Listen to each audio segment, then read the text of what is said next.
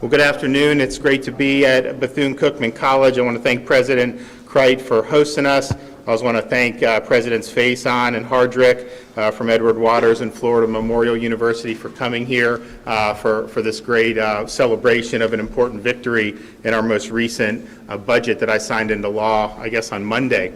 When my first year in office, obviously you go in, you have to have a budget presented pretty much as soon as you get in there. Legislative sessions in March, you kind of go through. But you start to, you meet with a lot of people. And I had been the congressman for this area for about 6 years. And so I had a relationship with Bethune-Cookman.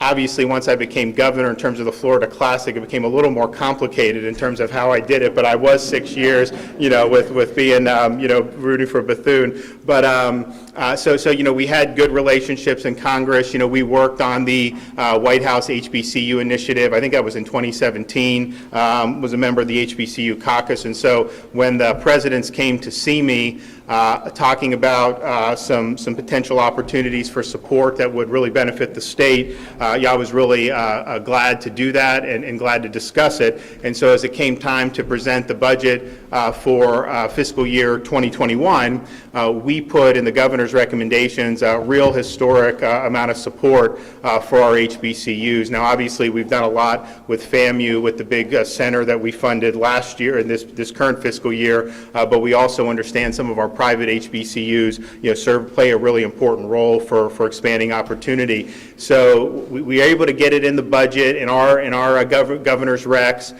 But you do that, and you never know how it's going to make it through the legislature when you get into those situations. But as we were going through the legislative session, and you have people like Representative Bush, who's here, who really pushed hard and helped us get it into the budget. And then obviously a lot of the folks you see up here were really instrumental in making sure that it got through what the legislature was going to do. And so that was really, really significant. Now, that was really only half the battle, because we were in a situation where the economy changed a lot, obviously, since March, and I think we're going to be able to recover, but that impacts the budget situation. And so I went into looking at the budget saying, okay, we have all these historic victories.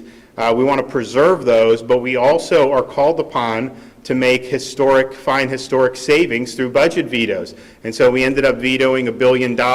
Some of the stuff was in my budget, some of the stuff was personal to me, like my own job growth grant fund. But we had to make choices to do it. And I felt that when you look at things like taking the minimum teacher salary to the top 5 in the nation, when you talk about some of the things we've done with environment, when you talk about some of the things we've done from infrastructure, we needed to do what we could to preserve that, and we did. But we also, I believe, that what we did with HBCUs this year was really significant. And I could say wait till next year, but it may not have happened next year. So I wanted to make sure we preserved this support for HBCUs. So we were able to do that. We're able to be here today, to celebrate that victory. Mary McLeod Bethune's 145th birthday is coming up on July 10th. And so her vision for this university and others like it, I think, are really why we're here today, why we all came together to be able to provide this support. So these investments in the budget are significant. You're talking about an increase of $13 million for Bethune-Cookman here. You're talking about an increase of $3.5 million for Florida Memorial and an increase of $3.5 million for Edward Waters College. And we're going to have Representative Bush come and talk. And then you're going to hear from the presidents. This is really, really meaningful. The funding will help advance academics, research, and education of students at Florida's HBCUs, 3 of whom are ranked within the top 50 of historically black colleges and universities, according to U.S. News and World Report. This is an important part of Florida's history, and it's an important part of having opportunity for all Floridians. And I must say, for Black History Month at the Governor's Mansion, when we had our reception, I think Bush, you helped bring the Florida Memorial folks there. We had the FAMU band and everything. You know, it was really, really neat. And so, so I want to thank them for being very active in this legislative session, coming up to the Governor's Mansion to celebrate Black History Month, and obviously for all that they're doing to support opportunity for young folks in the state of Florida. So I want to bring up Representative Bush, who came to see me last year, was talking about a number of things, and I know all the HBCUs are important to him, but specifically down near where he lives in Miami-Dade County with Florida Memorial University. So Representative Bush, come on up. Thank you, Mr. Governor. To our president of Bethune-Cookman, Dr. Crait, and to all of the other presidents of our HBCU schools, and all of my colleagues that are here, the chairman of the board of Bethune-Cookman, the Alumni Association members, and to each of you in your respective places. Mr. Governor, I just put a couple of notes to stay on point. So I'm just so I can take a minute, because if I didn't do this, it'll be 15 minutes. But let me just say that I want to thank you, Mr. Governor, for being here. As a graduate of the class of 1979, I'm proud, and I see one of my classmates there. I'm honored to be here to be a part of this historic event. Let me just say that our founder, Dr. Mary McLeod Bethune, started this great institution on October the 3rd, 1904, with faith in God, $1.50, and 5 little girls. I thank God for the Florida legislature. All of the members, all are not here, but some of them are here today. I thank God for all of the participants in making this happen. And these are reoccurring dollars. All of those dollars, they are reoccurring dollars, Mr. Governor. And I thank God for our governor, Governor Ron DeSantis. I want to ask y'all to give him a round of applause at this time.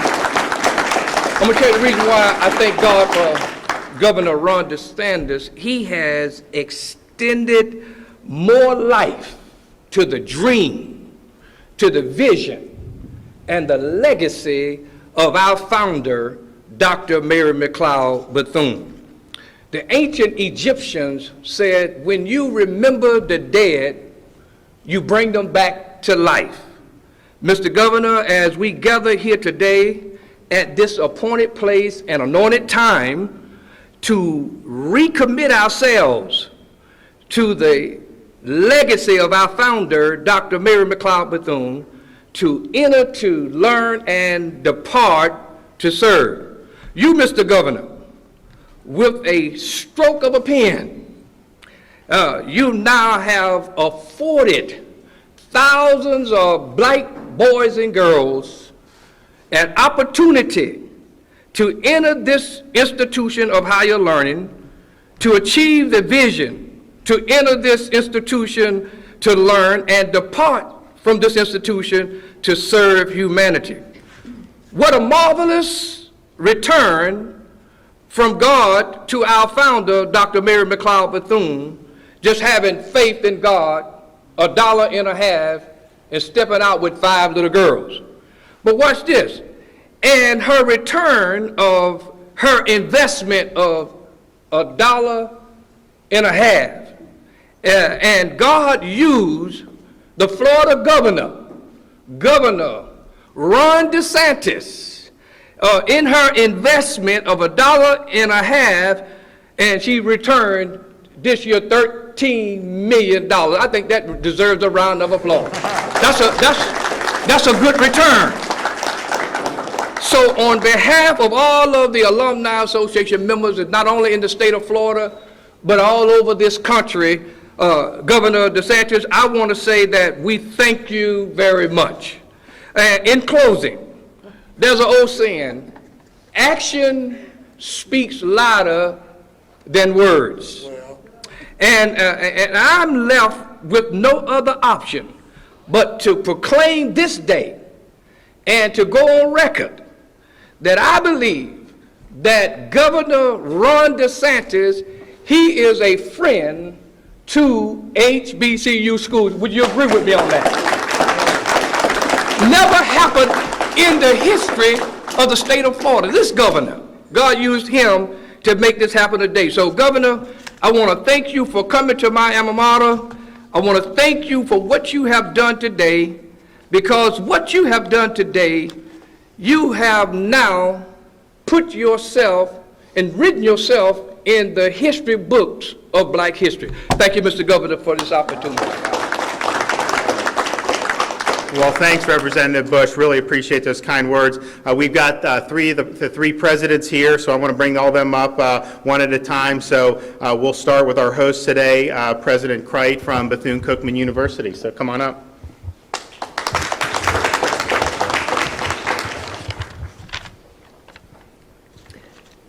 Thank you very much. Representative Bush, I'd really rather not follow you, but that is that's my due today. So let me say, first of all, good afternoon. On behalf of the students, faculty, staff, and community at Bethune-Cookman University, it is my sincere privilege to welcome Governor Ron DeSantis and members of his team to the great Bethune-Cookman University. We are honored to have you. I want to express, on behalf of this community and its many alumni and stakeholders, our most sincere appreciation to you for your leadership and your generous support of our beloved institution. To Senator Bracy, Representative Anton, Representative Fedorov, Representative Bush, to members of my own leadership team, particularly Dr. Bearden and Mr. Golden, and of course to our amazing students, and to so many others who were instrumental in this support, we are eternally grateful. I also must thank and acknowledge my colleague, friend, and boss, Judge Belvin Perry, the chair of our board, who in many ways was really the catalyst to this event. And we don't have time to get into that, but you need to understand the yeoman-like effort that went to even getting this on the agenda. And for that, we are grateful. I want to also thank Ms. Cash Jackson for her stewardship of this initiative, and of course, Trustee Gibbons for his yeoman-like effort in support of our work. Now, I'll be really brief here, but I don't need to remind you how critical the support is to Bethune-Cookman University, Edward Waters College, or Florida Memorial University, the state's 3 private HBCUs. The investment in these institutions on the part of the state of Florida is obviously and demonstrably critical. But so too are the signal effects. With this budget line, the state affirms its recognition of the extraordinary contribution and legacy of these 3 institutions. And today in particular, universities, and especially HBCUs, are faced with profound and even existential challenges.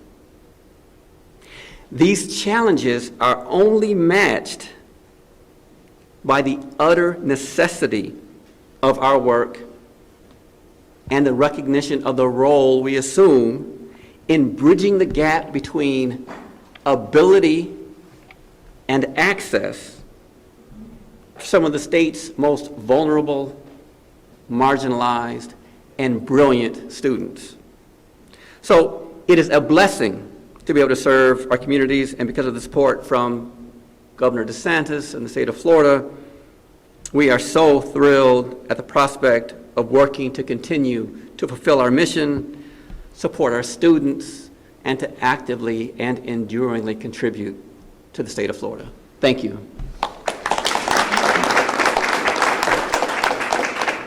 All right, President Faison, come on.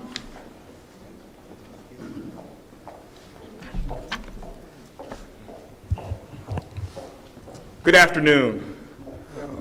On behalf of our Board of Trustees, our entire administration, faculty, staff, and students, I am delighted to bring you greetings from the state of Florida's first independent institution of higher education and first historically black college or university at the Edward Waters College, where we are best known as Jacksonville's higher educational crown jewel.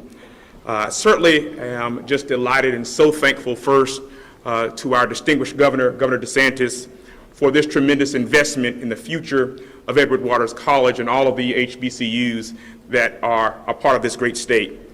Certainly to the members of the Florida State Legislature that collectively came together and thought enough of these historic institutions to make this kind of investment. And certainly want to thank all of the members of the Legislative Black Caucus here in Florida that championed this cause for our institutions. I would be remiss if I did not especially thank the Jacksonville delegation that has really championed this cause for Edward Waters College, and certainly the portion of that delegation that represents our institution, Senator Audrey Gibson, and also one of our alumni, Representative Tracy Davis, who also were real champions for this as it relates to Edward Waters College. I'll be brief, but in one word, Governor, the word is transformative. This is truly a transformative investment for Edward Waters College. We talk about gap funding. Many of the students that come to EWC, as do also attend the other institutions in this state, don't drop out. Many times they stop out because of financial difficulties. And so this is going to enable literally thousands and thousands of our students to remain in our institutions. And even those that may have left, we can now reclaim them because of this additional support. And so, Governor, we are so most thankful for that. And then we talk about the promulgation of additional academic programs. I know for us at EWC, we're looking to be able to utilize these funds, Governor, to be able to bring on new academic programs, computer and information science, forensic science, social work, and then also the advent of our first graduate degree program, which ultimately, Governor, will lead to Edward Waters College being transformed from Edward Waters College to long last Edward Waters University. And so we are just so, we are brimming with anticipation and so very, very thankful for the tremendous investment and the transformative work that you led, Governor, and that our state legislature led. So thank you so very much, and God bless. All right, President Hardrick, Florida Memorial. The floor is yours.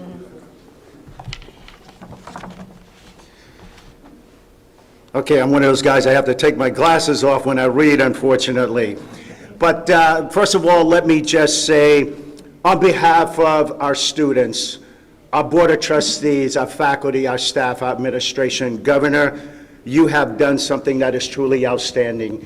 And from the depth of our hearts, sir, I want to say thank you for the impact that you're making. And as Representative Bush said, you have definitely been one of those leaders who have stepped up to the challenge and done exactly what you promised to do. So when he mentioned about Florida Memorial's Ambassador Corral during Black History, I brought our Florida Memorial Corral. There were probably about 75 of us deep in the governor's house. And the governor said to me, "Oh my, what talent."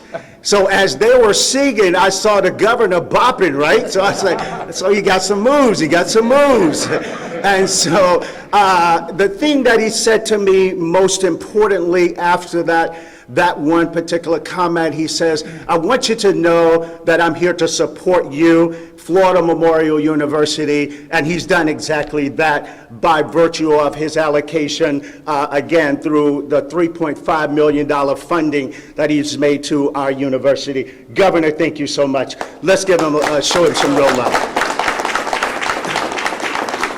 And so, Governor, I won't take up much time, but just as my previous presidential colleagues have alluded, sir, this support is going to allow us the opportunity to give our students, undeserving students, an opportunity to be able to have access to a quality education. It's going to allow many of them to walk the finish line, and they don't have to stop out anymore to go home and continue to help support family members, but they will have the resources necessary to complete their educational degrees.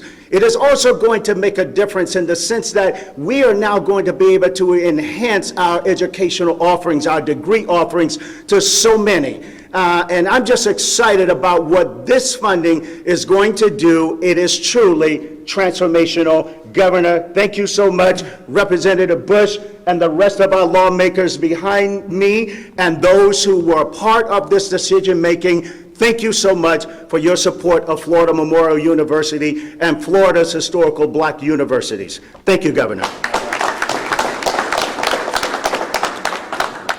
Well, thank you so much. You know, we have a lot of great things going on in Florida with respect to education. And clearly, you know, our HBCUs are an important part of that, whether it's the state with FAMU, whether it's our private HBCUs. We really want Florida to be a place where there's unlimited opportunity for young people. That starts obviously with our K through 12, and Bush was with me the other day when we did a bill signing for some expansion of scholarships, which is very important. Some of the folks were also there for our teacher announcement.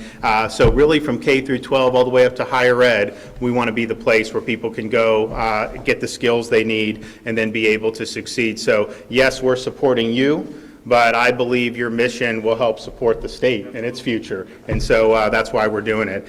So I want to thank everyone for coming today. And with that, we can open it up. Governor, looking forward to 4th of July weekend. We know that locally we have someone that said that their family is coming from down south to Central Florida because the beaches are closed down south. So far, our local leaders have said they want to keep the beaches open for July 4th. Do you think that's a good idea? So I think the science is pretty clear on this at this point. I, in March, felt this way, but we've seen the demonstration. You know, doing things outdoors in Florida is less risky than doing things where you're packed indoors. So I think having the parks and having beaches, obviously, you know, it needs to be controlled. I think most of the localities like Brevard and here in Volusia have done that. But by and large, the virus does not like sunshine, heat, and humidity. I think every study has shown that. I think if you look at the contact tracing and I try to identify outbreaks, very few outbreaks from something like a park or a beach. And so let's understand that. For the 4th of July, I'm more concerned about, you know, people crowding into the AC and having private parties and things like that where you're real close contact. Virus likes that kind of an environment better, and so people do that. Now, we've talked about avoiding closed spaces, really close contact, particularly in areas that have poor ventilation. And I think as you look and to see around the world, in the United States and Florida, where some of the outbreaks and clusters emerge from, it's a pretty consistent theme about really those really close indoor things. And so I just think that. But I think the most important message as you're looking, because we're seeing these cases from coast to coast across the Sun Belt, from Los Angeles to the Carolinas, obviously Florida, Georgia is involved in that, Texas. Part of that is because we're testing more, but you are seeing higher levels of people test. The positive rate used to be, I mean, in May, we were 2%, 3% as a state. And, you know, now we've been 10 to 15% pretty much for the past 2 weeks. So that is something that we would like to see go back down. And part of that is just people, I think now that they understand again, because I think after Memorial Day, when it fell out of the news, people kind of just thought it's over because our numbers were very low, very consistent all through May, beginning of June. And then I think kind of some of the just easy things that you can do, I think fell down by the wayside a little bit. Now people understand this thing doesn't just go away. You can do a lot of things. If you just take some small precautions, you're going to be okay. So we understand. I think people understand that. We're seeing this, and now people interested to test, particularly young people. You know, one of the things with these test results, it's the median age has been in the 30s now. It used to be in the 50s just like a month ago. So you have more and more young people that are doing it. Fortunately, they tend to be asymptomatic or minimally symptomatic. But I would say one thing we all have to work on is protecting the vulnerable. You know, as we see some of the spread that's occurred in different parts of the state, you know, if you're 65 or older, you know, take the measures necessary to avoid crowds and limit close contact outside your household, and as well as if you're somebody who may be under 65 but has some significant underlying medical conditions. That is the profile of the folks who tend to suffer significant clinical consequences, whether it's a serious hospitalization, and then obviously the vast majority of COVID-related fatalities have been in that group. And so protect the elderly, protect those who are medically fragile. They obviously, we've advised since March for them to limit contact and avoid crowds, but then everybody else not outside of that, we all have a responsibility to not put any of our seniors or anybody who's medically fragile in jeopardy with our own conduct. And so I would just tell people, be very cautious of that, be cautious of parents and grandparents in the interactions that you may have. This thing this is not like everyone's testing 50, 60% like we saw in other parts of the country and the world, but we went from 4 or 5% to now 10 to 15%. So you do see more prevalence. That's just the bottom line. Governor, you extended the moratorium. If I can ask you, in hurricane season, forecasters always have to look far out what may be coming. Economically, can you describe your action plan and your forecast, still considering there are thousands of March and April applicants still waiting on unemployment benefits, and also stress about moratorium coming at the 11th hour?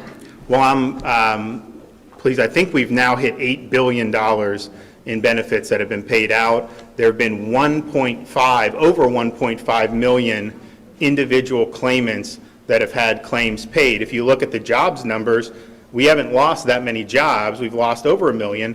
Part of it is because you're getting the gig workers and the contractors through the Federal CARES Act unemployment money, and so we've been doing that. So we're paying out a huge amount of money. And I know DEO has gone back for the last month trying to figure out anyone else who may have fallen through the cracks, but we've paid out 1.5+ million individual claimants and now over $8 billion. And so we're happy to have done that. And then last night I went ahead and extended the eviction moratorium for another month. Yes, sir. In other parts of the country, we're hearing recommendations for people just to stay home for the 4th of July weekend. Would you recommend people in Florida, would you rather have them stay home than? Well, I think the folks that we really want to be cautious are the folks who are the most at risk. And so if you're somebody who is 65 or older, if you're somebody that has a significant underlying medical condition, maybe your immune system's compromised, some of the other key indicators that we've been talking about for months, I would be very cautious about the close contacts that you're having outside the home. I think that that's something that is, it makes sense. I think people understand that. And by and large, I think the folks who have been in that 65 and plus have been very, very cautious and diligent throughout these many months. I do think naturally, just as it fell out of the news for a couple weeks, I think people just tend to think, and so now I think they understand, no, we kind of got to get through. You're seeing this all across the Sun Belt, and we got to remain diligent. So that would be my main message is, the vulnerable, understand that this thing's still out there, understand that you can take a lot of actions to protect yourself, but then everybody else who may not be in that category really has a responsibility not to put any of those folks at risk. Governor, Yes, I know sir. it's a balancing act between tenants and landlords with the moratorium on evictions, but can you explain why it went down to the wire last night, just a few hours before the... We got a lot going on, man. I mean, we're working on 24/7 on a lot of different things. Obviously, we had the budget. I held the budget till the end because when they laid it on the desk, we were just now getting into seeing some of the COVID fallout. I mean, we knew COVID was here in March, but remember at that time, we were testing, New York did not have a documented case until I think the first week of March. I think we were under the impression at the time, okay, we find a case, that's the only case here.